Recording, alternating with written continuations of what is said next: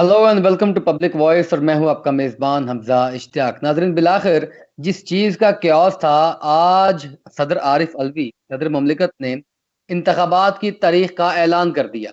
ये तजावीज़ election commission की जानिब से गई थी कि 30 अप्रैल से लेकर जो मई का पहला हफ्ता है, उसके दौरान कुछ इंतखाबात की मुनासिब डेट जो है वो दे दी जाए।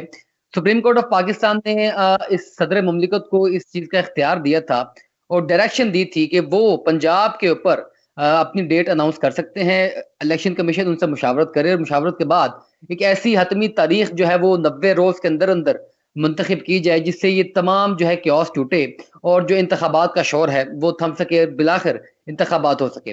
खैबर पख्तूनख्वा की जो तारीख थी वो गवर्नर के जिम्मे है। अब वो देखते हैं कि वो क्या तारीख देते हैं। लेकिन बिलाखिर पंजाब में जो इबाहम था वो खत्म हो गया और 30 अप्रैल को सदर ममलिकत आरिफ अलवी साहब ने पंजाब में इंतखाबात करवाने की तारीख का ऐलान कर दिया है। अब इसके ऊपर इलेक्शन कमीशन ने यकीनी तौर पर जो मुशावरत की थी और तजावीज़ दी थी, इसका मतलब यह है कि एक मुकम्मल कंसेंसस है, कोई भी इबहम नहीं है। और अब इसके ऊपर जो सियासी जमातें हैं, वो अपनी-अपनी इंतखाबी मुहिम का आगाज़ करेंगी। इमरान खान से पहले ही इंदिया दे चुके हैं कि हफ्ते की शाम को वो बाकायदा तौर पर इंतखाबी मुहिम का जो है वो आगाज़ करने जा रहे हैं। और मुस्लिम लीग नून भी हमारे जो मुस्लिम लीग नून के रहनुमाओं से बात होती है तो वो ये भी कहते हैं कि हम मुकम्मल तौर पर तैयार हैं इंतखाबात के लिए। और आज गुजरांवाला में एक वर्कर कन्वेंशन करने जा रही हैं मरीम नवाज साहिबा। और उम्मीद है कि ये वर्कर कन्वेंशन भी जो है वो इसी सारे सिलसिले का एक आंसर हो सकता है कि इंतखाबात की जानिब जो तैयारी है वो सियासी जमातें अपनी अपनी जानिब से कर रही हैं। अब सियासी जमातों के पास कोई सोल्यूशन भी नहीं है और अल्टीमेटली इलेक्शन में जाना ये तो बड़ी देर पहले ही तय था कि 90 रोज के अंदर जाना है। और ये जो तारीख देने का मामला था वो भी भाम खत्म हो गया। अब तमाम मुद्दा जो है वो सियासी जमातों की अपनी अपनी बयानिए के ऊपर, अपनी अपनी जो परफॉर्मेंस के ऊपर आ जाता है। मुस्लिम लीग नून जो है वो बयानियां बनाती थी, पहले वोट को इज्जत दो। आखिरकार उन्होंने वोट को इज्जत को दिलवा कर खुद जो है वो अनाने हुकूमत संभाली। उसके बाद वो कहते थे कि महंगाई मुकाएंगे और जो मईशत है उनको बेहतरी की जानिब लेकर जाएंगे। अब ये तमाम चीजें पाकिस्तान की आवाम के सामने हैं। तो सवाल ये है कि मुस्लिम लीग नून क्या बयानियां और क्या परफॉर्मेंस लेकर जाएगी पब्लिक के अंदर, क्योंकि अल्टीमेटली जो पावर है वो पब्लिक के पास है। और जो तहरीके इंसाफ है वो बयानियां बनाती है कि जिस तरह ये कोई साजिश के तहत उनको निकाला गया और ये गुलामी, हकीकी आज़ादी और इस तरह की तमाम बातें करते हैं। लिहाजा अब ये बयानियों का और परफॉर्मेंस का मैच है।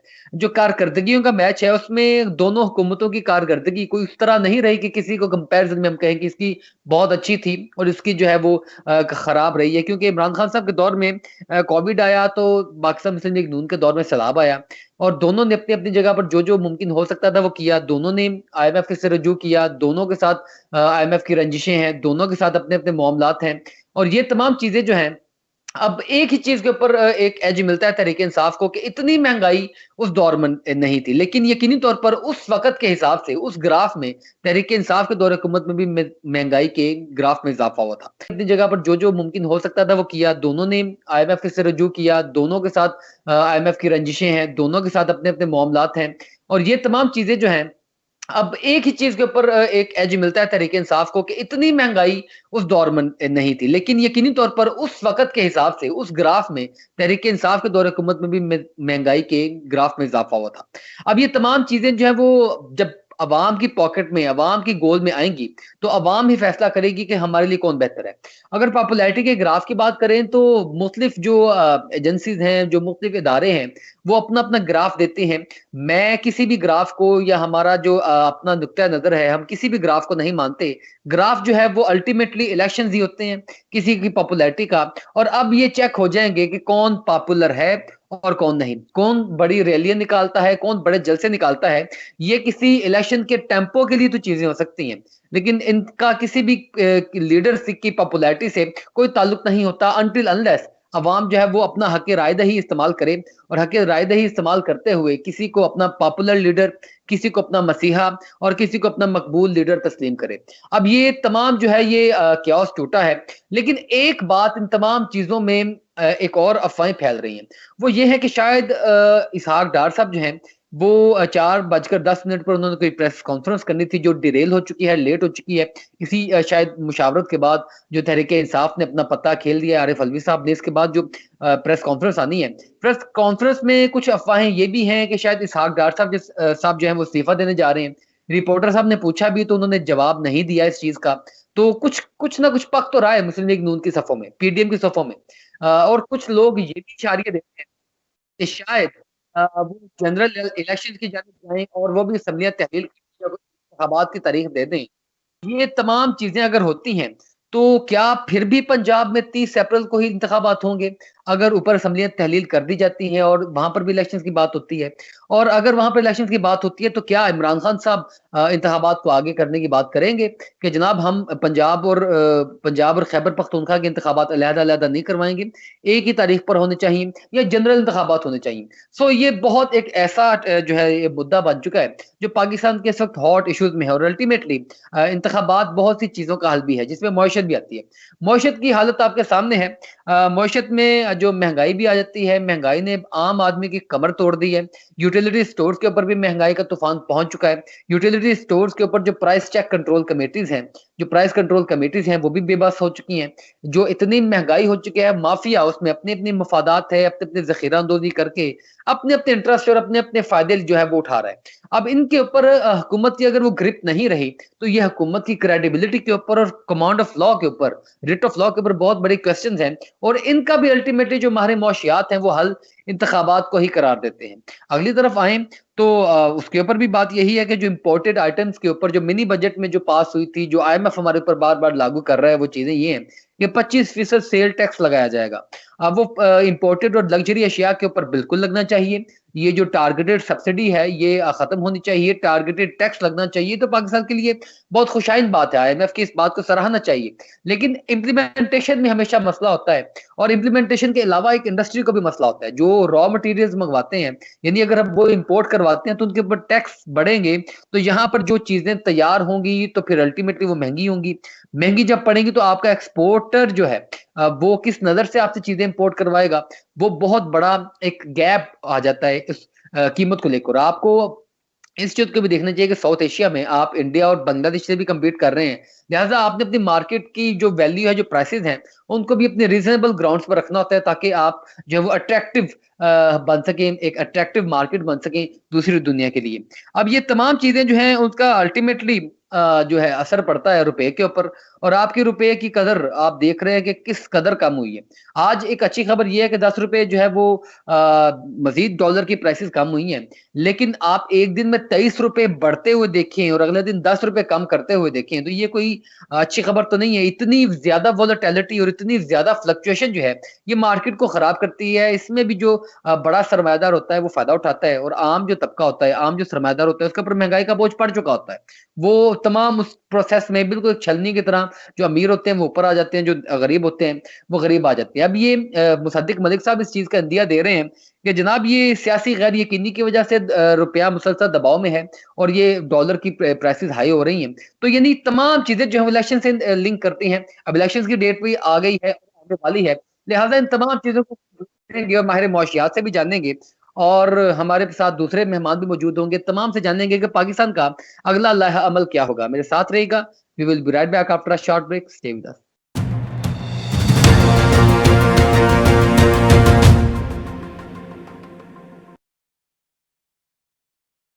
Welcome back after the break. नाज़रीन पाकिस्तान में अल्टीमेटली जो एक इब्हाम था इलेक्शंस को लेकर, सदर ममलिकत आरिफ अलवी साहब ने 30 अप्रैल को पंजाब में इंतखाबात की तारीख दे दी। अब इस मामले के साथ पाकिस्तान की बहुत ज़्यादा स्टेक जो हैं वो जुड़े हैं, जिस तरह मईशत सबसे बड़ा स्टेक है। इंतखाबात के ऐलान के बाद अब ये क्योस कम होता हुआ नज़र आएगा। ये गैर यकीनी की सूरत हाल जो है वो कम होती हुई नज़र आएगी। मईशत के ऊपर कुछ असरात अच्छे पड़ेंगे या नहीं, ये इस वक़्त इसहाक डार साहब जो है वज़ीर ख़ज़ाना साहब, वो भी प्रेस कॉन्फ्रेंस कर रहे हैं। तो उनकी प्रेस कॉन्फ्रेंस का लुब्बे-लुबाब भी नज़र तो यही आ रहा है कि ये पैसे के ऊपर दबाव है, ये इस गैर यकीनी सूरत-ए-हाल की वजह से। वज़ीर मुमलिकत मुसद्दिक मलिक साहब भी बार-बार यही फरमा रहे हैं। तो इन सब का क्या इम्पैक्ट पड़ने वाला है पाकिस्तान की मईशत के ऊपर?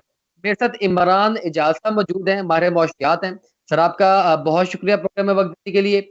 इमरान साहब, बहुत आपकी गहरी नज़र है पाकिस्तान की मईशत के ऊपर, आईएमएफ के तमाम प्रोग्राम को, तमाम मुज़ाकरात को आपने बड़ा फ़ॉलो अप किया है।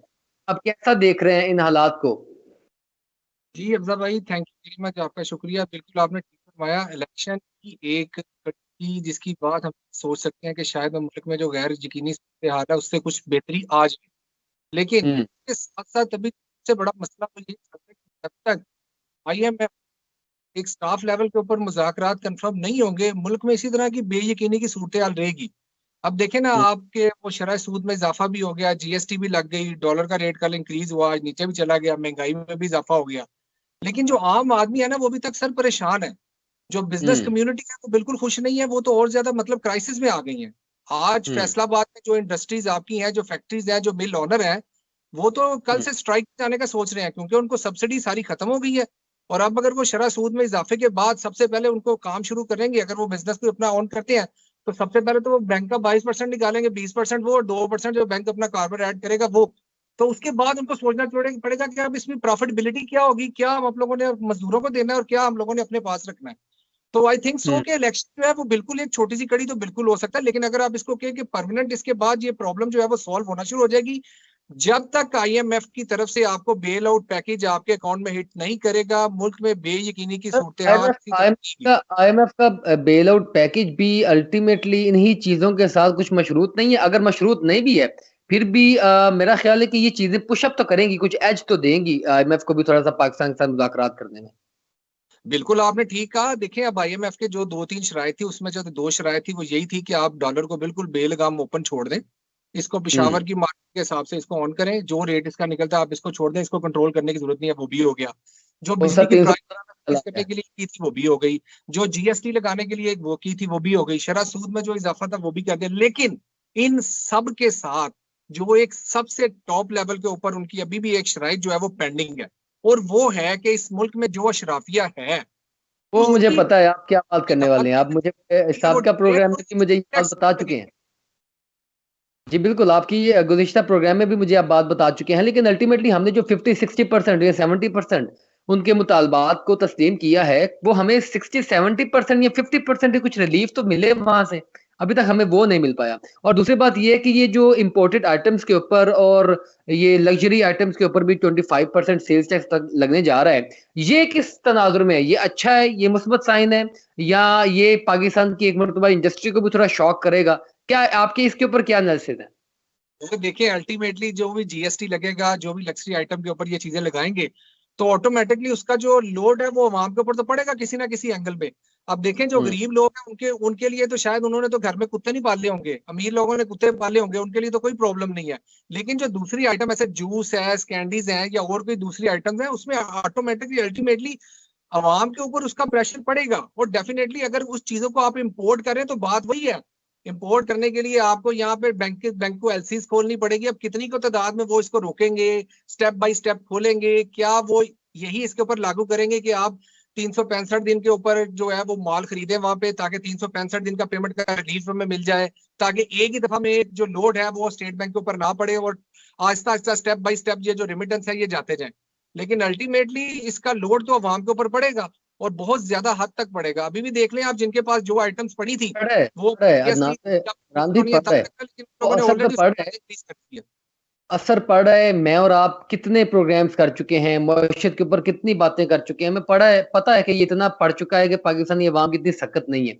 लेकिन हम इतनी कुर्बानियाँ देने के बाद कहीं उस किनारे पर पहुँचे हैं कि जहाँ से आगे हमें कुछ जो है वो ग्रीन फील्ड्स नज़र आएँ, कुछ अच्छे बाग नज़र आएँ या पाकिस्तान के लिए कुछ बेहतरी की इशारे चलें, हम पहुँच तो वहाँ पर नहीं पाए, लेकिन नज़र तो आते हैं हमें। देखिए, बदकिस्मती से पता क्या है, बदकिस्मती से हमारा मसला ये है कि पाकिस्तान की इस वक्त जो सिचुएशन है ना, वो ऐसी सिचुएशन पाकिस्तान की पहले बहुत कम अरसों में नजर आई है। इस वक्त हुँ, ना सिर्फ कि हमें फाइनेंशियल क्राइसिस में प्रॉब्लम है, हमारी मुल्क में जो इंस्टेबिलिटी है उसकी भी प्रॉब्लम है। इस बार अगर आप तनाजुर में देखें ना, देखें अगर तो खाली हमें मुआशरी प्रॉब्लम होती ना, फिर कदरे हद तक हम इत्मीनान का इजहार कर लेते कि अगर थोड़ी सी आईएमएफ की शराइत हमने मान ली है, या चीन ने भी एक मैसेज कर दिया कि ठीक है जी, इनको पेमेंट की जरूरत है, इनको पेमेंट कर दें, किसी ना किसी जगह से हो जाए। लेकिन जो मुल्क में सियासी जो कशमकश है ना, इसके ऊपर भी कंट्रोल होना बहुत जरूरी है। अगर आप कहें कि आईएमएफ आपको पैसे दे देगा और आपके मुल्क के ये हालात जो है ये इसी तरह ही रहेंगे, किसी तनाजुर में दे देगा, तो बिल्कुल ऐसा नहीं है। जब तो तक आपके कंट्रोल मुल्क पे के हालात बिल्कुल ठीक नहीं होंगे, IMF आपको 1 रुपया नहीं देगा। मतलब अल्टीमेटली इलेक्शंस ही तो वो चीज है, वो हल जो आप बात कर रहे हैं, या बंद जो बांधने की बात कर रहे हैं, वो तो इंतखाबात ही हैं। कोई और हम कोई गैर आईनी अमल तो हम ना मांग सकते हैं, ना तलब कर सकते हैं, और ना पाकिस्तान की इस वक्त सूरत हाल ऐसी है। बिल्कुल आपने ठीक कहा। मेरे ख्याल में अगर पंजाब में इलेक्शन की डेट आ गई है, तो अब KPK में भी इलेक्शन की डेट आनी चाहिए, ताकि एटलीस्ट कम से कम अगले 5 या 10 दिनों में IMF के साथ जब मुज़ाकरात हो स्टाफ लेवल के, तो उसमें ये चीज भी उनको नजर आ जाए कि मुल्क में स्टेबिलिटी जो है वो आना शुरू हो गई है, इलेक्शन की डेट जो है वो अनाउंस हो गई है, और उसके बाद जो है ना अब हालात बेहतर होना शुरू हो जाएंगे। लेकिन सब कुछ डिपेंड करता है आपके IMF के साथ स्टाफ लेवल मुज़ाकरात पे। कहीं ये ना हो कि अगले हफ्ते में जब आप IMF के साथ बैठ रहे हो, तो पता चले उन लोगों ने मजीद 2 शराइत और इसमें ऐड कर दी हैं, कि वो अब कह हम्म। रहे हैं कि जी अब हमारा जो स्टाफ है वो जो बिजली के जो यूनिट है जिसकी जो इसकी डिस्ट्रीब्यूशन है उस हद तक भी उसको एक्सेस दी जाए, ताकि हमें पता चल जाए आपके मुल्क में बिजली कितनी यूटिलाइज हो रही है और कितनी चोरी हो रही है। हम्म। सही। तो अगर इमरान उन साहब, लोगों ने अभी अभी इस बात वजीर उसके खजाना बाद आपके वजीर पास क्या होगा? खजाना इसहाक डार साहब वजीर खजाना इसहाक डार साहब जो वो प्रेस कॉन्फ्रेंस कर रहे हैं। अब वो प्रेस कॉन्फ्रेंस में उनकी कुछ पॉइंट्स हमारे सामने आ रहे हैं, तो बार बार वो गुज़िश्ता हुकूमतों में या गुज़िश्ता सालों में हमने ये रविश तो छोड़ दी नहीं है कि हम गुज़िश्ता हुकूमतों को डिस्कस करना तो छोड़ेंगे नहीं। अब वो बात करें कि इमरान खान साहब जो है वो मालियाती खसारा छोड़कर गए थे $19.3 बिलियन, यानी $3 अरब। अब आपने कितना कर दिया है, आप तो उससे भी कि आगे आगे गुजर चुके हैं। आपको गुज़िश्ता बातें करके क्या मिल रहा है? आप जो है वो अल्टीमेटली आप IMF के साथ तो मुज़ाकरात आपको पता है, आपने हुकूमत भी जानते बूझे संभाली थी, IMF को भी आपके हालात पता है। अभी प्रेस कॉन्फ्रेंस करने का मकसद तो ये है कि आपको कोई नई पॉलिसी लेकर आए, किसी कुछ आपने कोई नया कोई वे आउट निकाला हो कि हम इन चीजों को करके हम थोड़ा बेहतर पोजीशन में ले आएंगे। अब आप क्या समझ रहे हैं कि हुकूमत के अपने हाथ पैर फूले हुए हैं, या कुछ ऐसी कोई स्ट्रेटजी वो खेल सकती है, या वो कुछ नया करेगी, कुछ दोस्त ममालिक मदद करने जा रहे हैं, कुछ ऐसा अनाउंस करेंगे सागदार साहब? अरे नया तो करने के लिए हुकूमत के पास कुछ भी नहीं, सिवाय ये कि पिछली हुकूमत की कोई बातें करके अवाम को बता दें। मैं आपको थोड़ा सा बताना चाहूंगा कि जब पाकिस्तान मुस्लिम लीग नून की हुकूमत थी पाकिस्तान में, उस वक्त भी इमरान खान साहब सड़कों पे रहते थे, धरने देते थे। तो जब मियां मोहम्मद नवाज शरीफ साहब जो उस वक्त मुल्क के वजीर आजम थे, वो फरमाते थे कि इन लोगों ने धरने करते जाना है, शहबाज शरीफ ने अपना मुल्क के लिए काम करते जाना है। तो बात करने अच्छा। का मकसद ये है कि अब भी इमरान खान साहब ने धरने करते जाना, लेकिन आप अवाम के लिए कुछ करें तो सही ना। इमरान खान हाँ। साहब आपको ये तो नहीं ना आके कह रहे कि भाई हुकूमत हुकूमत से बाहर निकले, अभी आप प्रेस कॉन्फ्रेंस नहीं कर सकते, आप मुल्क की मुआशियात के ऊपर अवाम को जो कोई सब्सिडी देनी है फ्रेमवर्क उसको नहीं इमरान बना खान साहब सकते, ने पॉलिसी नहीं, नहीं ये बना तो आपकी सकते, ये हुकूमत तो है, आप मना नहीं कर रहे बात ना। करें। आप फ्रेमवर्क बनाना तो आपका काम है, आप इक्तदार में आप पॉलिसी बनाए, फ्रेमवर्क बनाए, आपने निकालना है, आप बात करते हैं ना बार बार वही आकर वही ब्लेम गेम। वही ब्लेम गेम के पिछली हुकूमतों पे डाल दे, लेकिन अवाम भी अब बिल्कुल इन चीजों को नहीं मानती, वो भी अब इन चीजों से बिल्कुल थक थक चुकी हुई है। अब उनको भी हम्म। पता है कि ये पुरानी चीजें ये अब नहीं चलनी। अब अगर हम्म। इसाक डार साहब 15 दिन बाद 10 दिन बाद आके प्रेस कॉन्फ्रेंस करके वही पुरानी बातें केसट एक पुरानी चला के अवाम को बताएं कि ये पिछली हुकूमत में खामियां थी, ये अब थी, ये अब थी, ये अब थी, तो इसमें कोई नई बात तो नहीं है ना इसमें। देखिए हमजा भाई, कोई नई बात करें, वो ये बताएं कि जी पिछली यही हुकूमत आपसे ने पंद्रह मैं- परसेंट थी, नई हमने बात तीस नहीं परसेंट है, कर दी है। नई बात नहीं है, वो वही है। नई बात वो वही एक्सपेक्टेड है। है, कुछ करेंगे, कुछ करने जा रहे हैं, कुछ आपके भी तो यकीनी तौर पर अपने एनालिसिस है ना, कुछ आपको लगता है कुछ करने जा रहे हैं। पर देखें इस मौजूदा सूरत हाल में सबसे पहले चाहिए चाहिए था इनको कि जो ताजर बरादरी जो इंडस्ट्रीज जो ऑनर है ना, उनको कोई रिलीफ के लिए ऐलान करते, बजाय इसके कि 30%, ये इन्होंने 20% सूट बढ़ा दिया, GST बढ़ा दिया। उससे पहले इनको जो मुल्क की सर इंडस्ट्री थी उसके लिए पोजीशन फ्रेमवर्क है देना ना चाहिए था। सर, रिलीफ वाली तो पोजीशन भी नहीं है ना, आप भी समझते हैं रिलीफ किस तरह मिल सकता है, तो रिलीफ तो बस नहीं दे सकते। जब आपके पास रिलीफ कोई नहीं है, तो फिर आप क्या एक्सपेक्ट कर सकते हैं कि आपके साथ कोई ताजर बरादरी या इस वक्त जो फैसलाबाद के मिल ओनर जो आज की डेट में परेशान है वो आपका साथ देंगे? वो बिल्कुल आपका हम्म। साथ नहीं देंगे, सर, आपकी टेक्सटाइल मिल्स क्योंकि बंद हो रही हैं, आपके आपकी पास और मिल्स देने बंद के हो रही लिए है ही कुछ नहीं। हैं। अच्छा, ये मुसद्दिक मलिक साहब ने भी इंदिया दे दिया इस बात का कि पेट्रोलियम की मसनूआत की कीमतों में इजाफा होने वाला है, क्योंकि इस सियासी गैर यकीनी माहौल की वजह से रुपए के ऊपर दबाव है। जबकि जो आलमी मार्केट है वहां पर जो है वो तेल काफी सस्ता हुआ है, खान साहब के दौर की निस्बत या इस दौर पिछले कुछ अदवार की निस्बत खासा सस्ता हुआ है। तो हमने अभी तक वो रुपए को, चले रुपए के ऊपर दबाव बरकरार है, लेकिन हम पीछे से चीज तो सस्ती खरीद रहे हैं ना। हम फिर पेट्रोलियम मसनूआत में इस कदर इजाफा क्यों करने जा रहे हैं? कुछ 300 प्लस की आवाजें आ रही हैं। बिल्कुल आपने ठीक कहा। देखिए हुकूमत जब प्राइस बढ़ाती है तो कम से कम भी 20 से 25 रुपए का इजाफा होता है, और जब कम करती है 5 रुपए 10 रुपए इससे ज्यादा उसको वो तो प्राइस को कम नहीं ढकोसला है, करती। लेकिन वो तो छोड़ हुकूमत दें के आप पास बात। हुकूमत के पास अभी भी यही बात है, वो हुकूमत के पास ये बात है कि जी पेट्रोल जब महंगा था तो पाकिस्तानी अवाम को सस्ता दिया जा रहा था, जिसकी अच्छा। वजह से मुल्क में क्राइसिस आए हैं, जिसकी वजह से हमें वो टारगेट हम लोग पूरा नहीं कर पा रहे। तो अब आप अगर कंपैरिजन करेंगे कि इंटरनेशनल मार्केट में पेट्रोल की प्राइस कम है तो पाकिस्तान में ज्यादा क्यों है, तो इसके लिए भी हुकूमत के पास जवाब तैयार है। नहीं तो इमरान साहब, ये भाई जब ग्रेजुअली जब इंक्रीज की जाती है। हमने अच्छा, और आप जब मैं वैसे सस्ता है तो हमें महंगा देना चाहिए, कि हम हमारे पास वसाइल नहीं है। मैं टेक्निकली आपसे पूछना चाह रहा हूँ कि ग्रेजुअली जब आपको पता है कि आपने इतनी पेट्रोलियम लेवी लगानी है, हम इतने का तेल खरीद रहे हैं, हम इतने की सब्सिडी दे रहे हैं, हम इतने का पड़ रहा है, हमारी कॉस्ट ऑफ डूइंग बिजनेस ये है, हमारा सारा कुछ ये है, तो सर आप ये क्यों इसको स्टेप बाय स्टेप क्यों बढ़ाते हैं? आप एकदम से बढ़ाकर वो क्योस क्यों नहीं खत्म करते? एक मतलब आप प्राइसेस फिक्स कर दें, आप स्टेबिलिटी लेकर आए। आपको पता है कि यार हम 300 रुपए का हमें पेट्रोल पड़े तो आप 300 कर दें। ये करते क्यों नहीं? ग्रेजुअली बढ़ाने का या कम करने का कुछ टेक्निकली ग्राउंड है, कुछ रीजन होती हैं?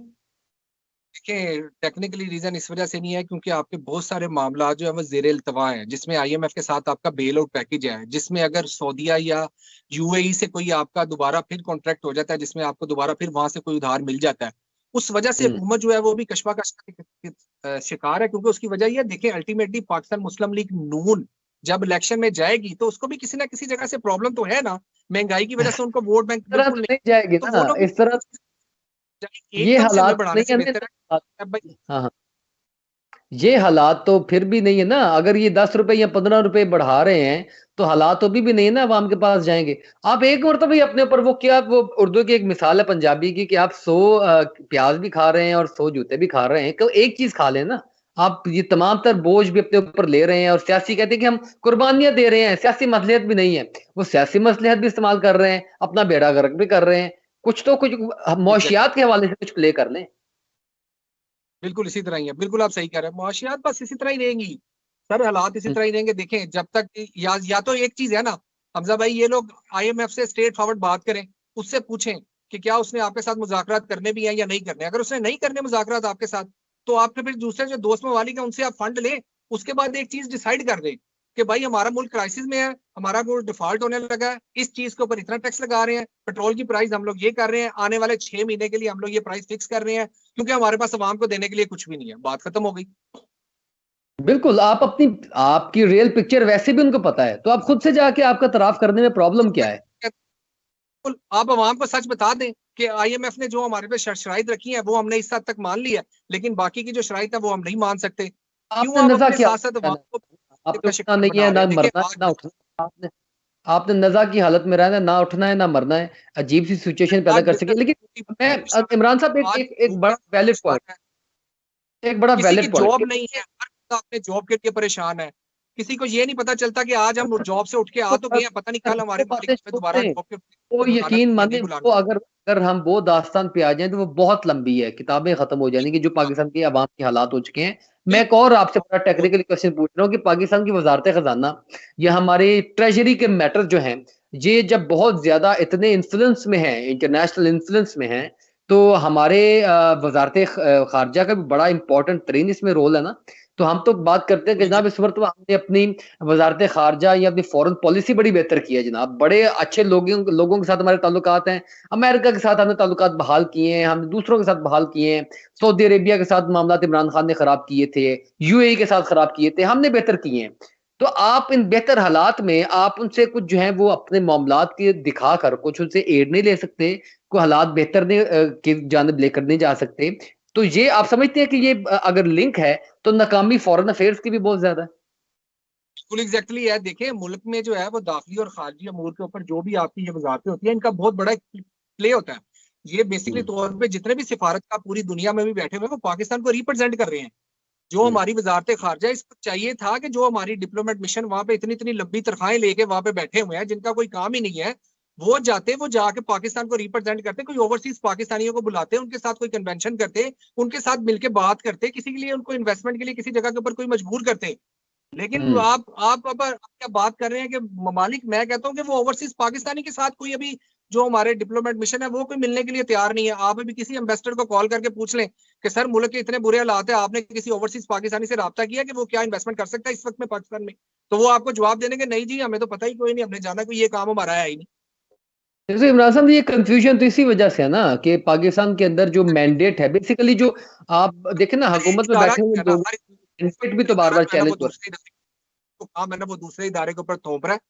और ये जिस है। तरह ये जो मिक्स हुकूमत बनी है ना सारी, वो सिर्फ यही सोच रहे हैं कि अगर ये वजारत हमारे पास है तो हमारा काम नहीं है, जो मुल्क का वजीर आजम है उसने सारा कुछ मैनेज करना है। वजीर आजम ये देख रहे हैं कि जो वजीर खारजा है वो दूसरी पार्टी का है, उसको कोई अपना। लेकिन एक बात है कि इस बार अवाम ने सब कुछ देख लिया है, और मुझे लग रहा है कि अगर आने वाले फ्री एंड फेयर इलेक्शन होंगे तो उसमें अवाम जो है ना वो एक अपना बहुत बड़ा रद्द अमल जो है ना वो इस सारी महंगाई का सामने आएगा। अच्छा इमरान साहब, ये तो रद्द अमल तो सर आप उसकी बात ही ना करें, जब इलेक्शंस में जाएंगे तो लग पता जाएगा। अब तो बात अवाम के हाथों में आने वाली है।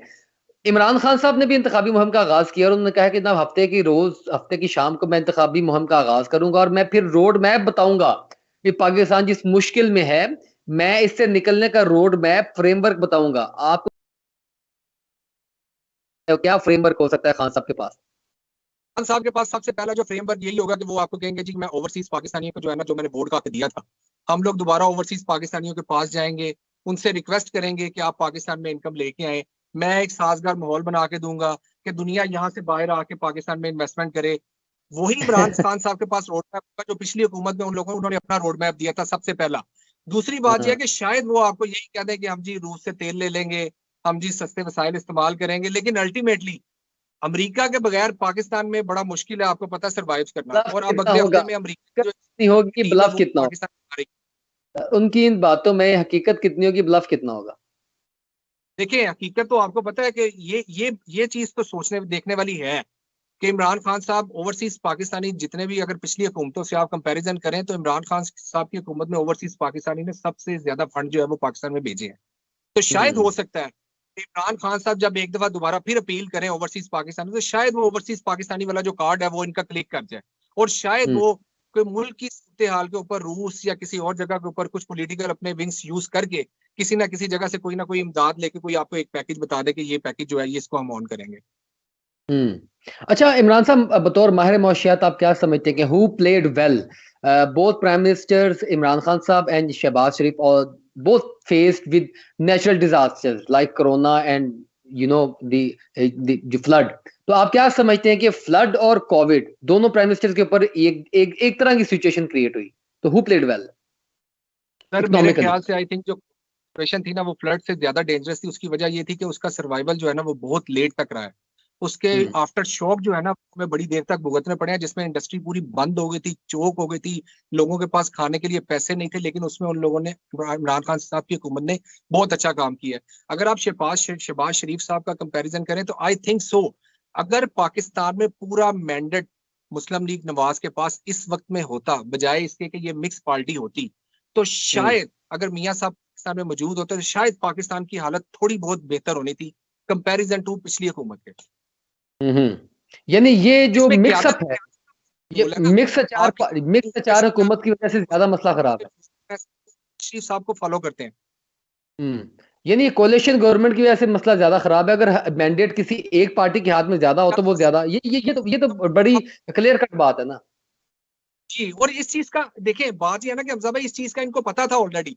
आज अगर डार साहब कहते हैं जी हमें तो पता नहीं था जी कितनी सुरंगें बिछी हुई थी, ये तो पिछली हुकूमत ने कर दिया, तो मेरे कहने का मकसद है डार साहब जो पिछले 8 महीने 6 महीने से पाकिस्तान आने से पहले पूरी मुआशियत के ऊपर पूरा होमवर्क करके बैठे हुए थे, फ्रेमवर्क वो करके तो बैठे हुए थे। तो आगे कह रहे थे कि हम 200 से नीचे लेके जाएंगे डॉलर, मुझे पता है कि 200 से नीचे है इसकी तो। इधर जाएगा डॉलर उधर जाएगा, आज डॉलर जो है वो आपके पकड़ने के काबिल नहीं है। आज अफगानिस्तान आप लाहौर से डॉलर सेल आउट करें तो वो 270-75 का होगा, अफगानिस्तान में जाके वो 310-20 रुपए का बिक जाएगा। तो ये तो ये ये डॉलर तो की मार्केट हो गई है। रेट ऑफ लॉ का भी मसला है ना, कमांड की भी जो है वो हमें नजर, लैक ऑफ कमांड भी नजर आ रहा है कि आपका इतना डॉलर, आपको पता है कि इतना डॉलर इवैक्यूएट हो रहा है, आपका इतना डॉलर स्मगल हो रहा है, आपको पता है कि मैनिपुलेशन उस साइड से चल रही है, तो आप उसको कवर नहीं कर पा रहे। तो ये तो फिर आपका ड्रॉबैक है ना, ये इतनी बड़ी आपकी ये कमांड का मसला है ना। बिल्कुल एग्जैक्टली इसी तरह ही है। जब तक अच्छा। हुकूमत इन चीज के ऊपर सीरियस सोचेगी ये इस तरह के प्रॉब्लम आते रहेंगे। देखिए आटा चीनी चावल प्याज टमाटर ये तो सारी चीजें स्मगल होती रहेंगी, लेकिन अब डॉलर भी स्मगल हो रहा है। और अब अल्लाह जाने इसके बाद आगे कौन सी चीज पाकिस्तान से स्मगल होकर वहां जाएगी। और आने वाले दिनों में तो हमें ये लगता है कि शायद पाकिस्तानी बिजनेसमैन जो है वो उठा के अपना सिस्टम अफगानिस्तान में ही ना ले जाएं। अच्छा इमरान अभी साहब, वहां पे लाख जब भी हम पाकिस्तान में मईशत की बात करते हैं, इकोनॉमिक्स की बात करते हैं, हम महंगाई की बात करते हैं, हम पाकिस्तान की बिजनेस की बात करते हैं, इंडस्ट्री की बात करते हैं, तो तमाम चीजें जो हैं वो एक पॉइंट के ऊपर आकर रुक जाती हैं। वो तमाम चीजें आपके आईएमएफ के साथ लिंक है। अब बिल्कुल एग्जैक्ट आईएमएफ के साथ आपके आपके आईएमएफ के साथ मुज़ाकरात जारी हैं, और आईएमएफ आपकी बड़ी सख्त शराइत लगा रहा है और आप मान भी रहे हैं, ये नहीं कि नहीं मान रहे। और एक दो मतलबात, उनके मुतालबात हैं, उनकी शराइत जो हैं, वो जिनका आप जिक्र करते हैं बड़े वसूख के साथ, अब उसका ही मसला है ना। तो वो आपको लगता है कि ये आपके भी जो है वो लिंक्स होंगे, आपके भी अपने एनालिसिस होंगे। एनालिसिस के मुताबिक क्या समझते हैं कि हुकूमत पाकिस्तान वो वाला जो मुतालबा है वो भी तस्लीम करने जा रही है, उसके ऊपर कोई फ्रेमवर्क कर रही है या नहीं कर रही? सर, वो वाला मुतालबा इनको हर सूरत में मानना ही पड़ेगा। उसके फ्रेमवर्क बगैर कर जो रही है है? वो आईएमएफ कोई पैसे नहीं देगा। ये मुज़ाकरात इसी तरह ही डिले होते जाएंगे। हुकूमत की काम कर कोशिश रही होगी कि अगर ये है? ऐसा मुझे मुझे हो जाना रहे है, हैं तो कोई मुझे क्लोजिंग पर जाना है। हुकूमत ऐसा काम करने की इनिशिएटिव ले लिया, उसने काम कर रही है? सर देखें, अभी तक हुकूमत ने इसके ऊपर कोई इनिशिएटिव नहीं लिया, लेकिन उसको पता है कि अब कोई इसके बगैर जो है इनिशिएटिव वो नहीं दाल लिया, नहीं है, हमें इसको इसके करना बगैर पड़ेगा। दाल गलने वाली नहीं है, और आईएमएफ आपको फिर जो है वो रिलीफ देगा। नादरीन, इमरान एजाज साहब, आपका बहुत शुक्रिया मुझे प्रोग्राम में वक्त देने के लिए। नादरीन, आपने तमाम गुफ्तगू सुनी है। पाकिस्तान में इंतखाबात भी आने वाले हैं, और पाकिस्तान जो है वो बिल्कुल एज पर है मौशत को लेकर भी। अब पाकिस्तान का अल्लाह ही हाफिज है, अवाम क्या चाहती है, होना क्या चाहिए, और अल्लाह पाक को क्या मंजूर है, आने वाला वक्त बताएगा। इजाजत दीजिए, अल्लाह हाफिज।